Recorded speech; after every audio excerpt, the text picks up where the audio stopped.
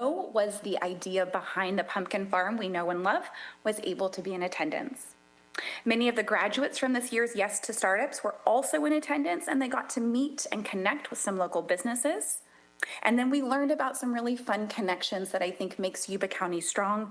We learned that Signworks, one of our local sign companies, has been producing Bishop's Pumpkin Farms signs for many years. So I think that kind of shows how our economic development really works at a micro level between our communities and our businesses who partner together.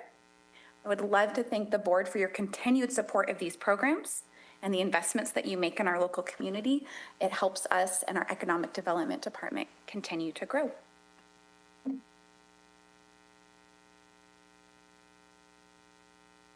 Okay, again, I can't thank Veronica enough. She's took over both of those events when our economic development department was down 2 key members, and she did a really fantastic job of running both those events.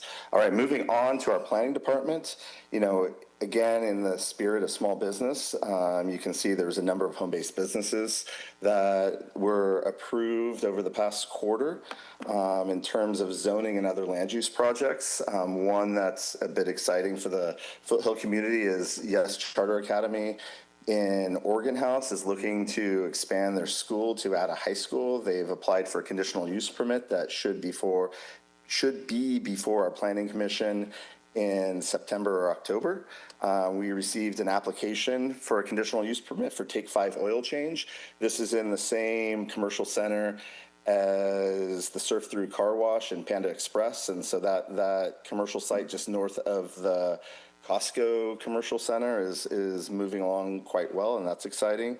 We also received another conditional use permit for a mechanics shop along McGowan Parkway in Olivehurst, and we received a large-scale solar conditional use permit application that should go to our planning commission sometime in the fall or winter. Moving on to the building department, this slide will show the total number of building permits issued by quarter. As you can see, we're a slight downturn in the number of permits issued in quarter 2 compared to quarter 2 in 2025. But if you look at 2025 as a whole, there were about 2,400 building permits issued, and through quarter 1 and 2 of 2026, we're around 1,200. So we're still on pace to equal the same amount of building permits issued in 2026 as 2025. Moving on to our residential building permits, primarily our production building homes.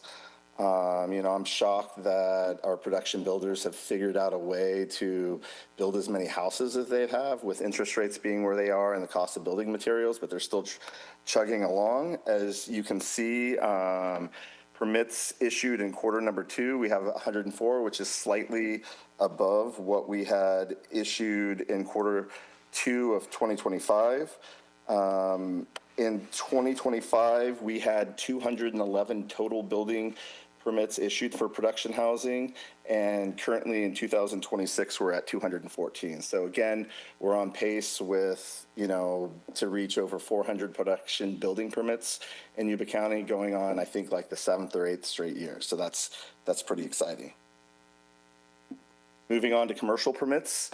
We have a number of permits that we have received, and again, one of the things I do want to talk about with commercial permits, we have a lot of commercial activities, but we really only like to show what we actually have in review or what has been issued instead of, speculating who's talking to us currently.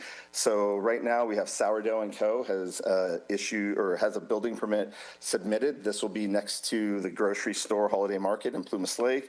We also have a building permit for Waga Energy. We talked about this project a few quarter reports in the past. This is a clean energy, green energy project next to Recology's landfill on Ostrom Road. I think they take methane gas and convert it into energy. So we're excited to have renewable gas coming in the county. A building permit for McDonald's has been issued, and this is in the Feather River Shopping Center. The McDonald's will be just south, I guess, southwest of the existing Tire Les Schwab.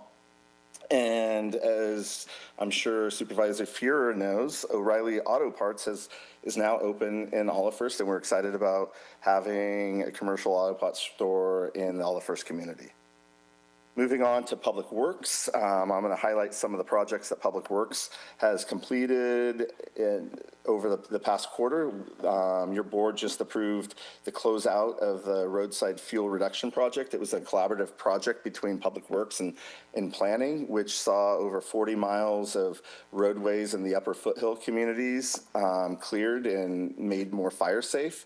This project stemmed out of the Cascade fires. HCD gave the county some money based off of the Cascade fire in 2017 to do some fuel reduction projects. So we're glad to see that has been completed. In design, one of the things I do want to mention is the East Linda Gateway Lyndhurst Corridor Revitalization Plan. That plan is about 35%, and tonight we have a public meeting for that plan at between 5:30 and 7 at the Linda Fire Admin Building, and the intention of this meeting is to get public input and stakeholder input from the businesses and other agencies that might have comments on this project before we get too far along in the design of the project. And also another project I want to highlight is the Olivehurst Roadway Climate Resilient Project. That is one of the bigger projects that we have going on in Olivehurst, and we're excited that the RFP for the construction contract should be to your board shortly. So we should see construction on that coming in the near term. And again, that project includes stormwater upgrades and complete street upgrades from 2nd Avenue through 11th, and it includes Canal, Beaver, Western, and Tulsa. And again, this is a team effort. You know, I know I get the opportunity to talk about everything that community development has been doing over the past quarter to you, but I can't emphasize enough how important it is to recognize everyone in community development and what they've done to achieve these goals. I'm here to answer any questions you guys might have about the presentation. Through the chair. It's always a highlight to see all the cool stuff come in and different projects, and now a lot of these government projects in the works that are going to be pretty big game changers, especially in Olivehurst, that the curbs, gutters, and sidewalks get people excited out there. No, I'm just kidding. It's a lot of work, and it doesn't get the big time exposure that Friendship Park got. So I'm happy to see that stuff moving forward. I did have a couple of questions. I think I could ask the rest of the board too, but I don't think we're really highlighting the push that we have in our county to build ADUs, and we're seeing the number of housing permits drop, and I think a way to backfill that might be a less cost prohibitive option. So maybe we could set some goals and targets in the coming months of how many ADUs we want to see built, and maybe add to the report how many have been built per year, and so we can start tracking that. We put a bunch of money into pre-approved plans. State laws have been put in place in the last few years to exempt small ADUs from impact fees, and some school districts have exempted them from impact fees. But the ultimate goal is to build that affordable housing, and we kind of lose sight of that when we're out here trying to figure out how to keep these housing tracts alive. The district I represent in West Linda and District 10, there's a couple neighborhoods there that have huge lots. They become code enforcement hazards, and we're out there just being punitive to these people that have big lots, don't know what to do with it. They accumulate junk, things like that. And I think a good solution would be to give them an option to move forward with something else on their property. They're not big enough to run livestock, or not, or it's the wrong neighborhood to run livestock. So I think we need to do a little bit more work pushing that through, maybe setting some goals, tracking it, giving it some attention, even a section in our next update of our code to allow just a very public-facing process for how to get through an ADU and what's allowable. And then I know Clark in Environmental Health has been working on changing a few things to allow us to treat an ADU as an additional bedroom of a house, which helps with permitting for people on septics.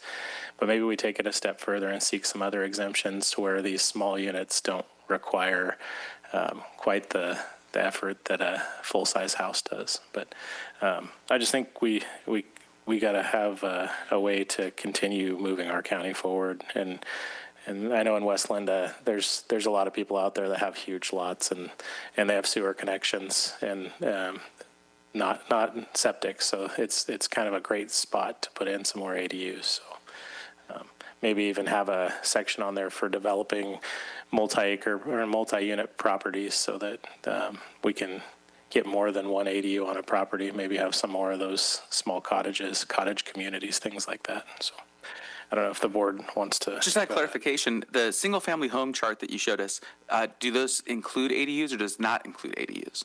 I believe that is production, excuse me, I believe that is production housing. So it doesn't. Does not include ADUs. So then there could be another 50 or 1,000 ADUs that aren't reflected there. So an extra input would be that extra table showing the ADUs. Yeah, and I think that if we gave them board direction to set goals and come back with hard numbers of how many ADUs are getting put into place, I don't think it's very high. I think it's a really small number, and if we know that number, then we can push forward and kind of brag when we start hitting some goals and targets, which would be huge, and show that we're actually supporting that low cost, a lot of times low income housing. So I'm excited in principle with what you're saying. I don't know that we can have Kevin be responsible to make sure that 500 ADUs get built next year. But we can certainly try and create policies that encourage or allow others to build those ADUs. So yeah, we would love to see that happen. Obviously for all of Hearst infill is what I've always been about, ADUs, that exact same idea. And so I agree. Through the chair, if I may, great discussion. I'm, 100% on board on trying to see more housing in Yuba County any way we can.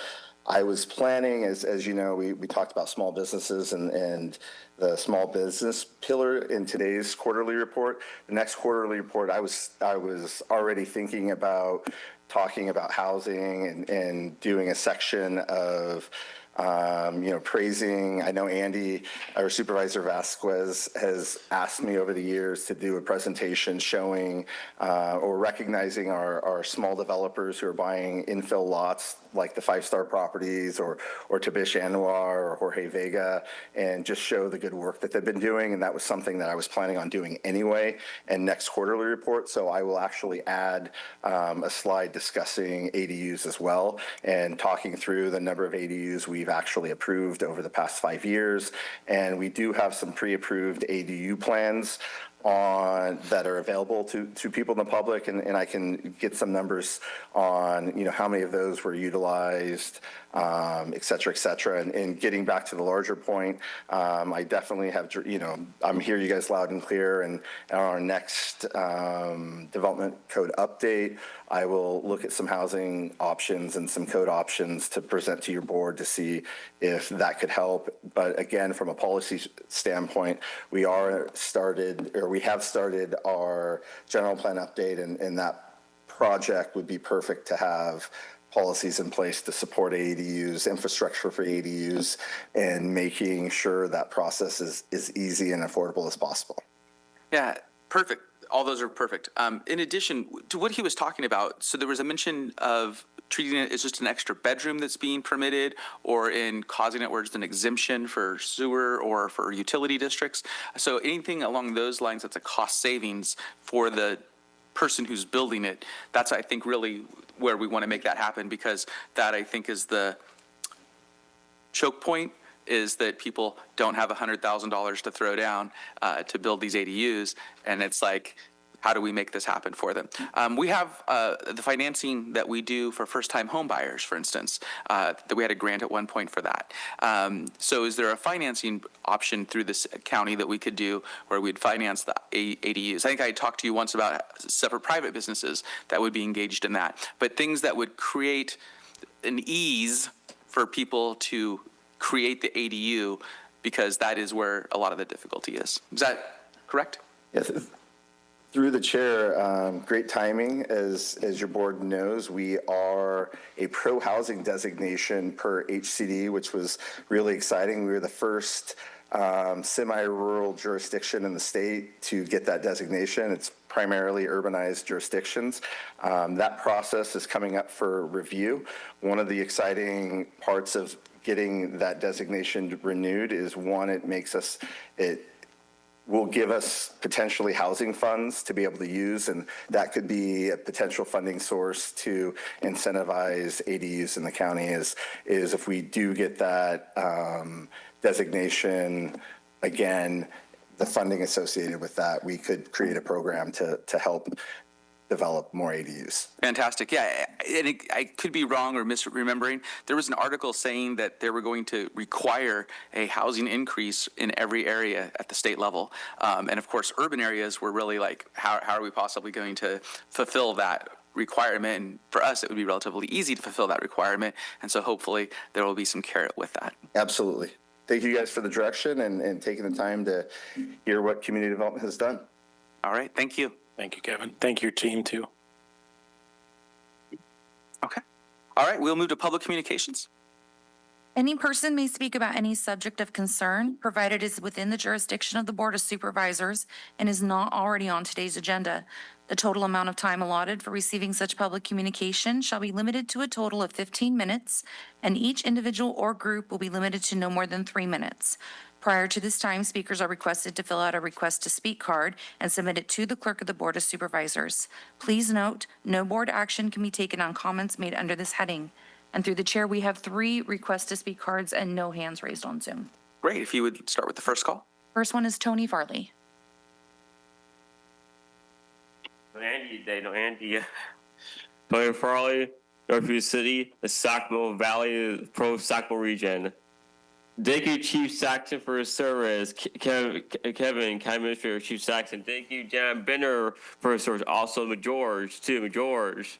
There's a lot of George graduates in this county. I like that. Or Sackville graduates.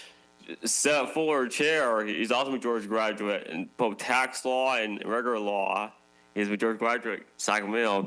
Supervisor House, Supervisor Meskis, the super stallion Italian horse. You're Italian horse, yeah, super stallion, man. And Supervisor House, big house here. Don't forget Natalie. Don't forget Natalie here. And don't forget the good old Captain Bob Shetty. There's Bob Shetty over there, Bob Shetty. And don't forget the Major Mike. Burley, Major Mike, don't forget that. And don't forget the Sheriff Department, Lieutenant over there, and Other Sheriff over there. The Other Sheriff is Polish, that's nice. And don't forget Sheriff Will Arison, too. Don't forget the community development over there, the guy over there, community development, and public works, and don't forget Stephanie over there, Brianna and Stephanie for OVS. And don't forget Jennifer. And don't forget Rachel, the media lady, Rachel. Thank you for your service. Thank you, Tony. Next. Michael Counts.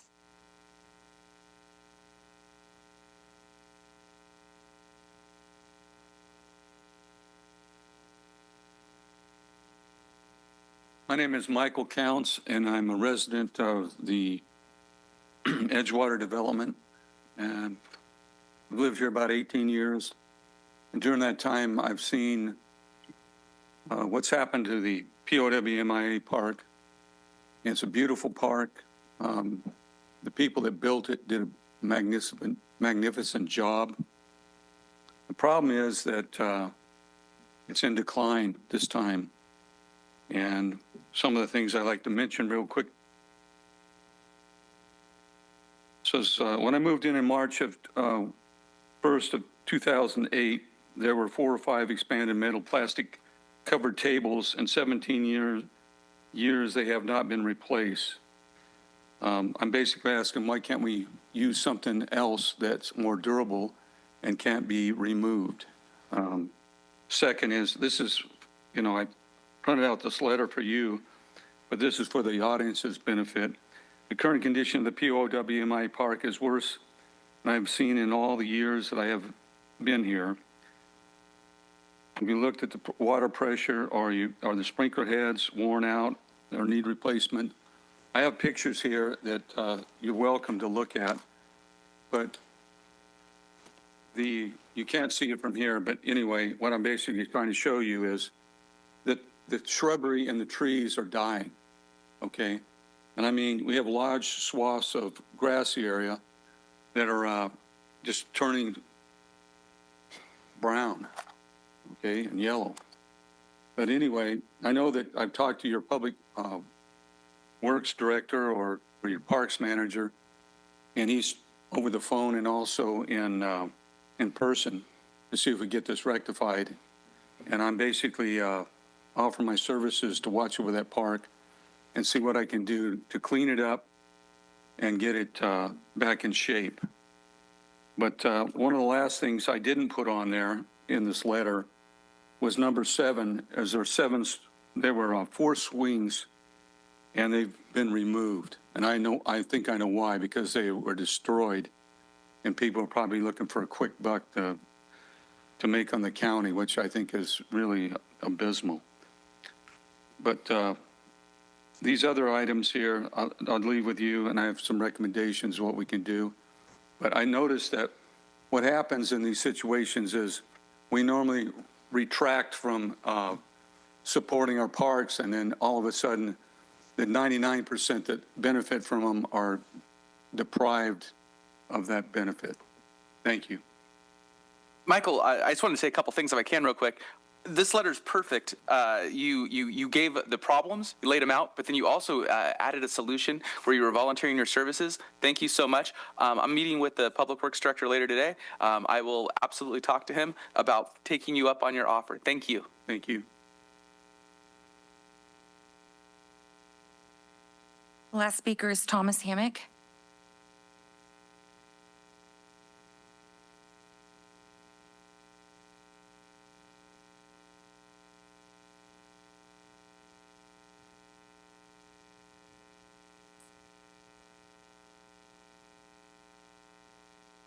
Good morning. My name is Thomas Hammock. I'm a Yuba County resident, and I'm here to talk about a compliance problem with the Sheriff's Flock license plate reader system. I would like to ask this board to place this matter on the next regular agenda and to formally require the Sheriff's Office to produce written compliance documentation with a deadline. California Civil Code 1798.90.52 requires documented justification for every ALPR search. That obligation is written into the contract the board chair signed. Section 3.2 places full responsibility for compliance on the sheriff, not the vendor. I've spent the last 4 months in their own public data. Their transparency portal states that all system access requires a valid reason and is stored indefinitely. The portal's own data tells a different story. Lincoln's and Yuba City's PD running the same flock system published the search reason field in their logs. Yuba County's portal omits it. Beginning March 2nd, I started a daily data pull of the portal with time-stamped backups. On March 16th, I found the log was changing behind me. Dates I had already recorded were gaining new searches after the fact. A compliant audit log records searches when they happen. It does not grow backwards. On April 10th, I filed a public records request. The retroactive addition stopped on April 15th. I can't tell you whether that timing was deliberate, but even an innocent explanation is itself a compliance failure. In total, 143 searches added retroactively across a 30-day window. My records request confirmed the rest. No training documentation, no compliance reviews, no annual audit memos, which their own policy explicitly requires. I asked County Counsel to confirm in writing if the records simply don't exist. She declined to say either way. One more thing. County Counsel certified there are no interagency sharing records, no governing access agreement, no written approvals, yet on June 5th, the same day, the Sheriff's Portal published a list of agencies with access to the county's plate data. Either those agreements were withheld or those agencies have access with no paperwork at all. If those records don't exist, this is not a records problem. It's a governance problem. Board members, the request is simple: agendize this and require written compliance documentation with a deadline. If the records exist, this is easy. If they don't, that's something the county should know. Thank you. Thank you, sir. So if we can go ahead and put that on the agenda then for our next meeting? Is that all right? Through the chair. Yeah, I just would like the legal counsel to have time to analyze it and decide if it's something that needs to come onto the agenda or if it's something that we can take care of as a public information request and see if there's actually, I mean, this guy's stating there's an issue, right? So we want to know that there's an issue and we want to be able to present that so it's not just a mess, right? So Well, we certainly don't want a mess. I think that by putting it on the agenda, we can make sure they have the 2 weeks to present on it to say this is how we are conforming to the parameters that we've agreed to do. So that they can make a simple presentation on the flock regardless. yeah, county counsel, is that enough time to analyze the complaint and build a presentation? Well, we currently have an extension from Mr. Hammock on providing some information, and we have not exceeded that extension. He failed to mention that. So we have been responsive to all of his Public Records Act requests. So I think that we would need to look into this with the sheriff's office to find out, you know, whatever we need to be doing. So I would prefer that we handle it with the sheriff's office instead of putting it on the agenda, but it's the preference of your board how you want to handle it, but 2 weeks is a pretty short timeline. I would say at least 30 days. Okay, so if we were to do a month, because the presentation on flock and how it's working and what it's Yeah, doing. that would be great. Okay, so 1 month then? Well, through the chair, the sheriff's here, maybe he would make a comment on it.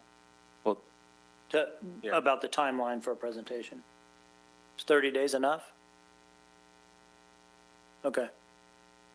All right, sounds like we have a plan. Thank you, sir, for your comment. All right, if there is no other public comment, we will on to county departments.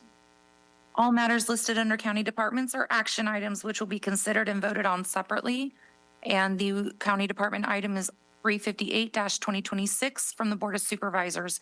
Appoint one representative to the Partnership Health Plan of California Commission for a term ending on April 9th, 2028. 2 applications have been received from Tracy Riggs at Peachtree Health and Benjamin Flores at Ampla Health. Who's presenting on this? There isn't anybody presenting. Oh. It's a board item. Fantastic. Then I guess I will nominate Benjamin Flores for this seat. Through the chair, Benjamin Flores is here to speak on this item. Okay, great.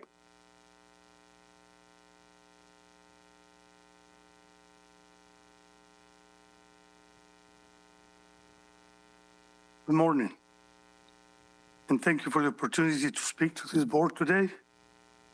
My name is Ben Flores, and I'm the President and CEO of Ampla Health, a federally qualified health center, also known as FQHC, founded 54 years ago, that provides medical and dental services in 6 counties in California's northern Central Valley. These counties are Yuba, Sutter, Glen, Colusa, Butte, and Tehama. We currently have more than 20 medical and 7 dental clinics in 12 communities in our service area. I am here today to respectfully request the support of the Yuba County Board of Supervisors for Ampla Health's application to serve on the Partnership Health Plan of California Commission. As Yuba County's largest FQHC and one of the region's most significant healthcare providers, Ampla Health has a long-standing commitment to serving the residents of Yuba County with a clinic in Olivehurst and most recently the one located here at the old cannery building. Today, Ampla Health is assigned and provides care to more than 1/3 of Yuba County's managed care medical beneficiaries. Through our network of primary care, dental, behavioral health, optometry, pharmacy, specialty care, and other enabling services, we care for thousands of local residents and families each year and serve as a critical component of the county's healthcare safety net. We work every day with patients experiencing transportation barriers, provider shortages, behavioral health needs, chronic disease management challenges, housing insecurities, and other social determinants of health that impact health outcomes. These experiences provide a valuable perspective that can help shape partnerships, plan policies, and initiatives. Given the significant number of Yuba County residents entrusted to our care, we believe our participation on the Commission will provide an important voice for both patients and providers while helping ensure that Yuba County's healthcare priorities remain visible and well represented. If appointed, Ampla Health is committed to serving as a collaborative and constructive partner. We will actively engage with Yuba County leadership, county departments, the local hospital, behavioral health providers, physicians, community health organizations, and other stakeholders to gather input and advance shared priorities. Our goal will not be to represent Ampla Health alone, but rather to serve as a voice for the broader healthcare needs of the residents of Yuba County. Our presence in 6 counties served by partnership as the largest provider of services managed care population would provide us with a strong leverage to influence the services to the population of Yuba County. Thank you for your consideration and your continued leadership. Thank you. Thank you, Ben. Is Ms. Tracy Riggs here? Go ahead, Mr. House. That's what I was going to ask you. Oh, okay, great. Tracy was here. Good morning, Chair, members of the board. My name is Tracy Riggs, and I'm the CEO for Peachtree Health. I have been the CEO for a little over a year now. We've spent most of that time rebuilding trust and respect within the organization and externally. We've done a great job with that. We're financially stable, which when I came in a year ago, we were not. I want to say, first of all, Ben Flores is an excellent candidate. He is like the professor of FQs. I respect him a great deal. I think between the two candidates, what you have are just a difference in experience and what we bring to the table, and I think that's up to your board, which one you prefer. As you saw from my application, I spent 19 years in county government, so I absolutely understand the mandates and the requirements that the counties face, and I know what it means to represent a board. I look at this opportunity, just like Ben said, as being collaborative and a voice that we can represent not only the county, but the community and the patients at Partnership Health. For me personally, it's also a learning opportunity. I love the opportunity to learn, and I think being in that group of individuals to collaborate and glean from them is an excellent opportunity for Peachtree. And also, we have many agreements with Yuba County in representing the patients that we have in this county, and we're happy to represent the board and bringing that information back to you. However, I think Ben is an excellent candidate, and I'm not here to compete. I just want to be a good representative on that board and for the board, your board as well. So thank you. Thank you, Tracy. Through the chair. So I just want to disclose, I had a couple of meetings. I met with Rachel Farrell and I met with Ben from Ampla Health ahead of this meeting. And both of them had pointed out a kind of a previous concern that they had that, that the FQHCs weren't at the table with partnership when they came in. We had Dr. Liu at the time was in there, and it was more of an administrative role and an informational role, but not really boots on the ground. So I think either candidate is an improvement on that, and having either one at the table. But what I'd like to see is through legal counsel or to legal counsel and the county administrator, is there a way that we can, if we make a selection, that we can require them to have reoccurring scheduled meetings with the FQHCs in our county, just because I want to make sure that whoever gets on there the next time that they're having regular meetings so that all the FQHCs in the county have a voice with partnership and have an area to, like Tracy said, glean some of that creativity.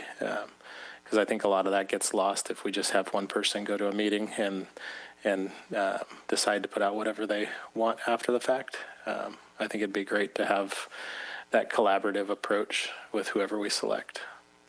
And so I don't know, obviously, your industry as well as you guys do. Do you guys have some sort of annual or biannual or quarterly type collaborative meeting between Harmony Health, Peachtree, AMPLA, that sort of thing, or is it just more impromptu on the personal level?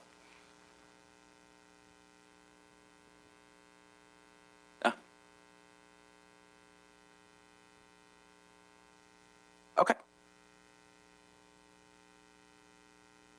Would an annual or biannual, or what would you like to see? Oh, I think it needs to be more often than that. However often they're meeting, probably. At least have the option to have that meeting, and they can choose to not bring anything forward and have the meeting get canceled if nobody has anything to bring forward. But I think it's just an opportunity to collaborate, and I know on the Adventist and AMPLA side, the Sutter County representative is Adventist Health, but he also, I think, sits on the AMPLA board, which I think is a good, strong position, to have a big company like that has a lot of patients in a lot of different counties. That's a lot of clout on that partnership health board. So I think that's great, but I just would like to see that meeting be something formalized if possible. If I could, through the chair, and it doesn't have to, we don't have to put the onus on the candidate themselves to have to organize these meetings. I'm sure we could have, I'm going to put our Health and Human Services Department on the spot here, but they can help facilitate those meetings so that way it's something that we meet as frequent as they're attending the partnership meetings, is what I understand from Supervisor House. And so we can have our Health and Human Services Department kind of facilitate those meetings if it's at. Am I getting a thumbs up back there from HHS? Okay. And through the chair, I'd second the motion to approve Ben. Okay. Anything else? I was just going to ask if we could put both of them on there. Then my understanding is partnership only allows us to have one delegate. Okay. If our population size was larger, then we could add a second person. But as of this point, because of our population size, we can only have the one, is my understanding. Another reason to build more ADUs, right? No, I'm just kidding. All right. So we have a first and a second. All in favor? Aye. Any opposed? All right. Motion carries. Thank you. And then just to come at it from a slightly different angle, I love the fact that they're collaborative and that they're going to be together. I would hate to create a government requirement that there be more meetings, because meetings are death. And so if there's a complaint that he is being unresponsive, as sometimes happens when somebody gets appointed to something and then they're not responsive, then I think we should absolutely address it. And if Health and Human Services will create a welcoming, open situation where we can have those collaborative meetings, but I would say that it's when if Rachel came forward and said, hey, you know what, Ben stopped talking to me, he never tells me what's going on, then that would be where the issue would be, right? I think the collaboration, and I think the collaboration and being in the information as it's moving, and I think it's very beneficial to our county and all of our FQHCs to be able to. I wish they could all be members on that, right? Sure. And since they can't, they can have readily available information and not just what comes out. They have meetings where they're talking about what's coming out, what's going in. And I think it'll be an improvement for our county. So, yeah. All right. Not just the complaint side, to help guide the growth of this. Partnership's pretty new. It's relative to our county. So. All right. Moving on to ordinances and public hearings. If you challenge in court the action or decision of the Yuba County Board of Supervisors regarding a zoning, planning, land use, or environmental protection matter made at any hearing described in this notice, you may be limited to raising only those issues you or someone else raised at such hearing, or in written correspondence delivered to the Yuba County Board of Supervisors at or prior to such hearing. Public comments will be limited to 3 minutes per individual or group. And the first item is 310-2026 from the Sheriff Coroner. Ordinance, hold public hearing, waive first reading, and introduce ordinance reaffirming Chapter 2.155, adopting a military equipment use policy to Title II of the Yuba County Ordinance Code, and receive military equipment report for 25-26.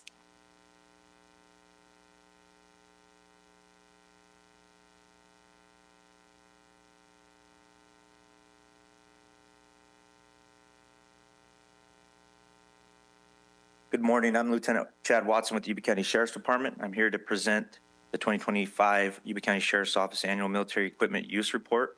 The report was placed on the Yuba County Sheriff's Department website on June 8, 2026.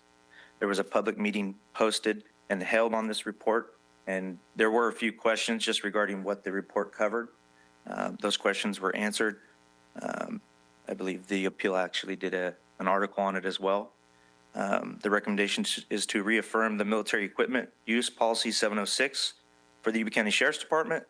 This policy is continuously posted on the Yuba County Sheriff's Department website, and I'm here to answer any questions that you might have.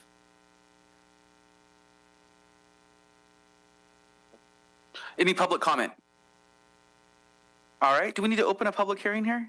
We do, I think, right? Yes. So we will open a public hearing, and then will there be any issues with the roll call vote with only 3 of us? There will not be, right?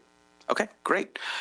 And I will close the public hearing. Seeing no public comment. Move to approve. Second. Roll call. Supervisor Vasquez is absent. Supervisor House. Yes. Supervisor Fuhrer. Yes. Supervisor Bradford is absent. Supervisor Messick. Yes. Motion passes. Thank you. Thank you. Under Sheriff, if you could stick around, I have some questions in my board member comments. The second item is 306-2026, Community Development and Services Ordinance, hold public hearing, waive first reading, and introduce ordinance amending Section 9.15.021 of Chapter 9.15 of the Yuba County Ordinance Code regarding speed limits for North Beale Road. Good morning, Board of Supervisors. Brian Michelson, Public Works. I'm here this morning to recommend the adoption of this ordinance to set the speed limits on North Beale Road. For some time, I've been working with CHP to prioritize the roads within the county that need to be updated.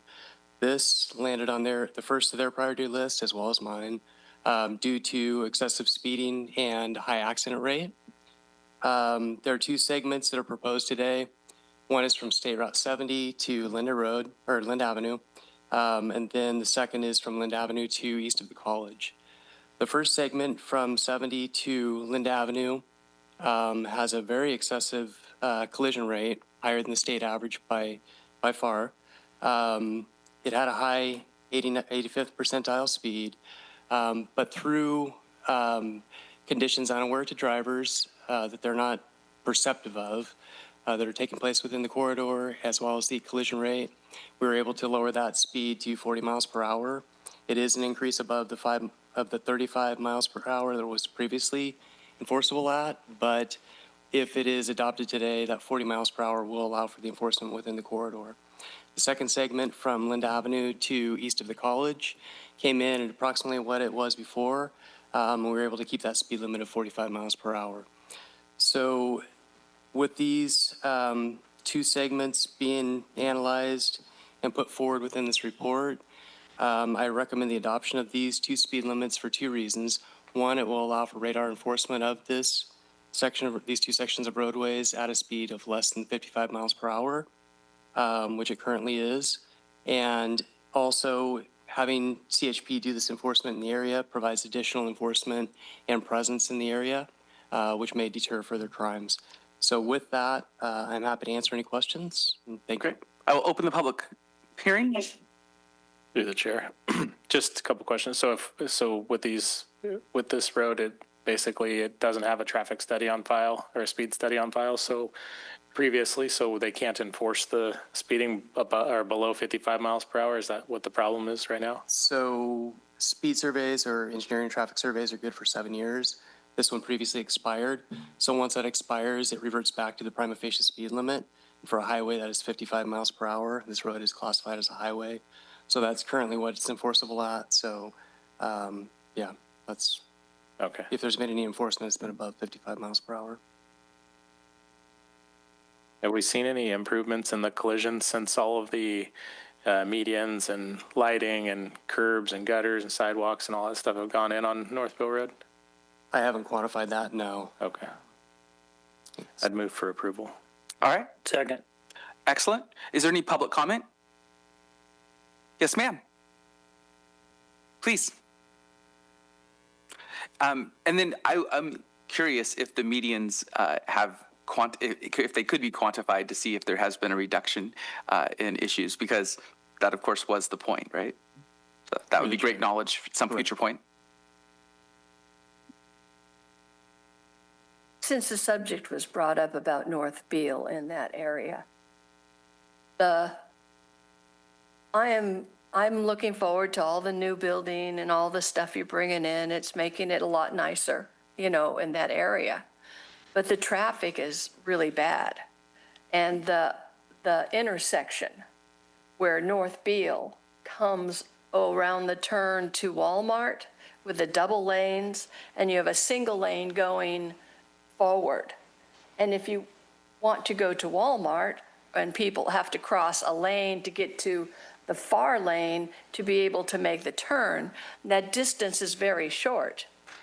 And with the increase of traffic due to Panda coming in, McDonald's coming in, we've got Chipotle, we've got Wendy's, we've got Costco, that area is going to be a nightmare for the residents.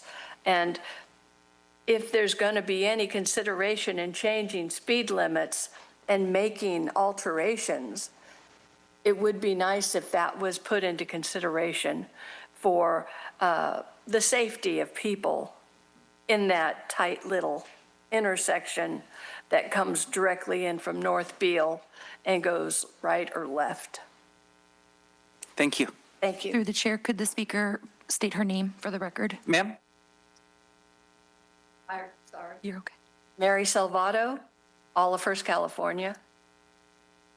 Is that all you needed? So through the chair, if I can make a comment regarding this. So the East Linda Gateway project will address a lot of that. That plan, as Mr. Perkins had mentioned earlier, will be going forward tonight, and there'll be a public meeting on that. So we are working to address some of those issues. And if she would like to attend, she can attend tonight and see some of the plans for that. Great. Thank you so much. We did a first and a second. Is that right? So we're at roll call, and I will close the public hearing. Supervisor Vasquez is not here. Supervisor House. Aye. Supervisor Fuhrer. Yes. Supervisor Bradford is absent. Supervisor Messick. Yes. Motion passes. Great. Thank you. Correspondence.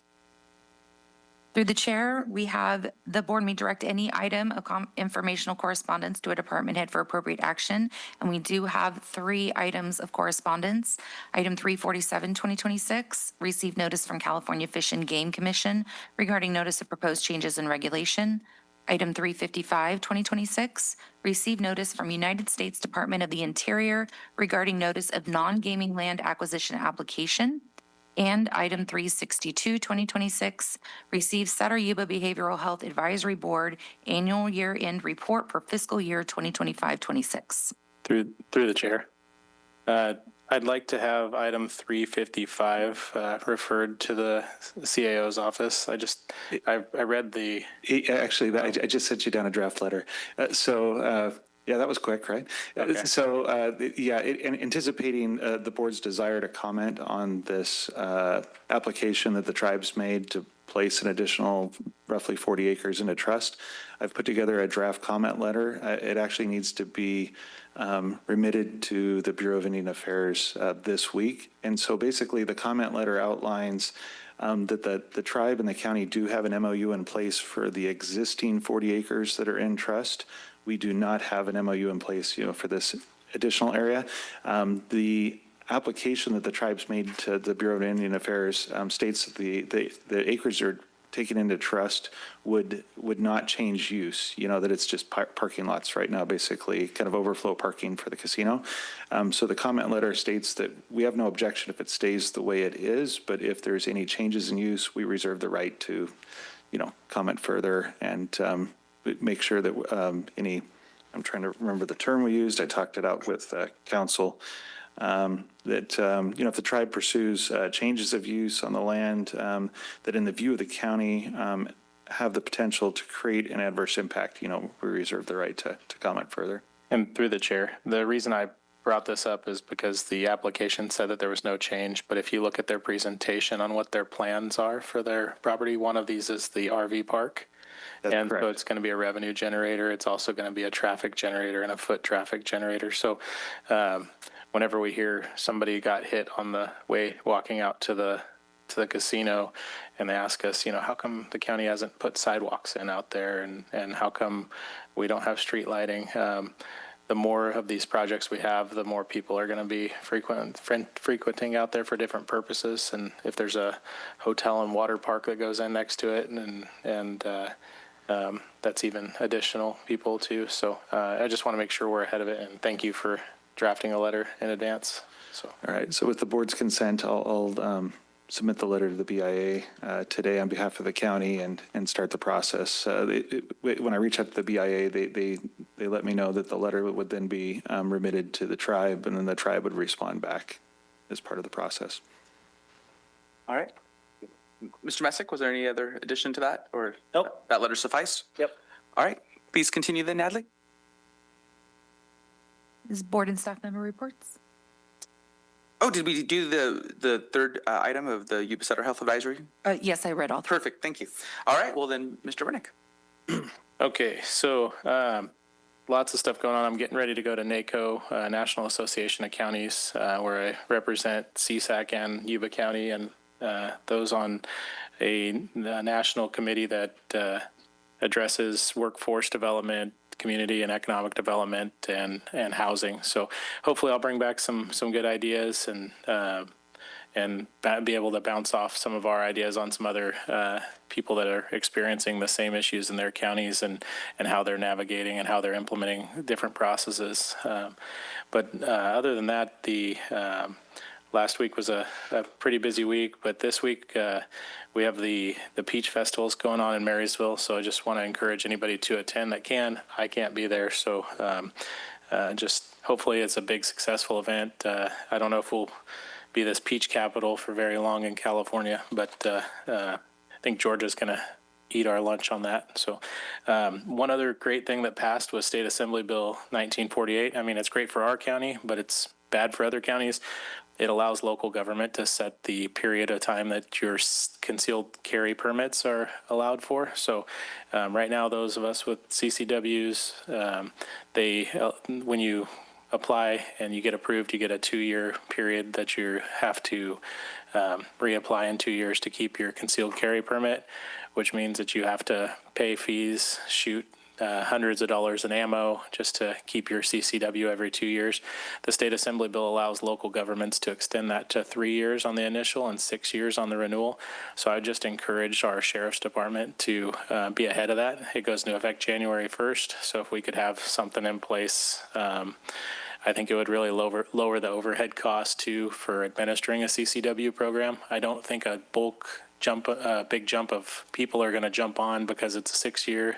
But I do think that'll lower the amount of office time, and by extending that interval for how often we have to approve applications. So I just would encourage us to look at that. I think it'd be fiscally responsible, and it would also be great for our residents to be able to protect themselves for a longer period without having to come up with a huge cost. So, and there are additional costs that went into place in September, or go into place in September, where they're raising the fees like $70 or $90, and then last year they doubled the amount of training you have to keep a CCW. So anything we can do to minimize that damage would be great. Some of the other counties, they'll be able to restrict to lower periods of time, so it might also be a good thing if we're wanting to attract people that want to live in Yuba County, that we're a great place to live, and we can protect ourselves if we need to. No, it's just another lower cost reason to move to Yuba County. So, but thank you. So tomorrow night at 6 p.m. at the Yuba Water Agency Power Systems headquarters in Oregon House, our RCD board is going to be showing a short film on forest management, forest health, and how to be more fire safe. I will be one of the speakers up there. Encourage you all to make it. And if you haven't seen the new building, it'll be a chance to see the new building. And it's like I say, it's a short film. It's not going to be a long-lasting thing. That's about it. That's all I have to report. All right. We had a great 3rd and 4th of July celebration. The county was part of it. We had a drone show for the first time. It was a good event. The American Legion puts on a dinner weekly. They have, I think, tacos midweek. They have a breakfast. I happened to be able to catch their dinner this last week. They did a great job. So anybody who's in the Olivehurst area should definitely check out the American Legion's activities.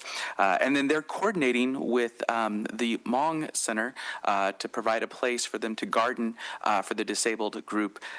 There's been some cuts in Health and Human Services, and so some of our outreach programs had suffered casualties, and so they were able to pick up the slack on that, which has been fantastic. Thank you so much for all who came for public comment. It's nice to see the public involved. So thank you for your comments and your engagement. Appreciate it. We're going to recess for, I would say 4 minutes, but I don't think John can talk less than that. So we will go for 9 minutes. Just one more item. Could somebody please announce the details for tonight's meeting about the East Linda corridor?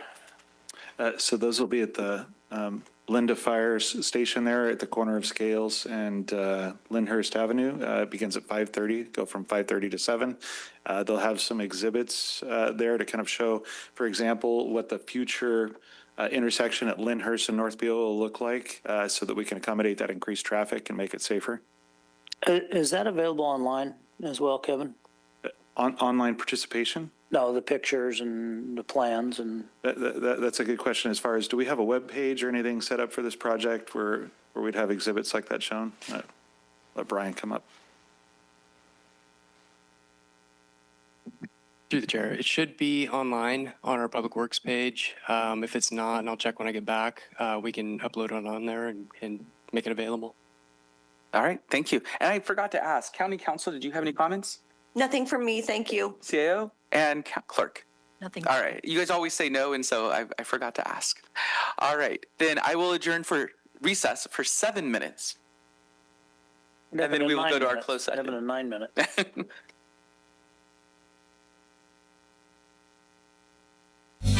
Tuesday on Government Watch, you can support or sponsor. Help keep the community aware with Yuba-Sutter.LIVE.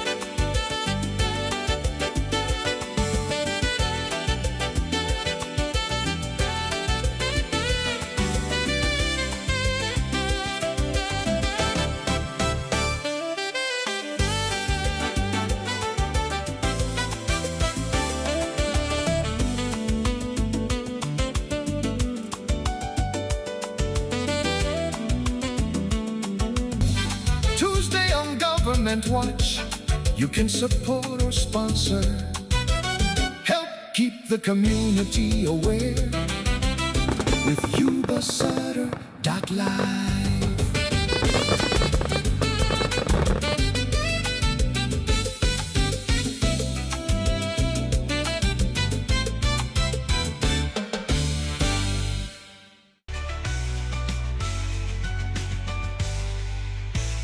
Yuba-Sutter.LIVE. It's the truth that comes through.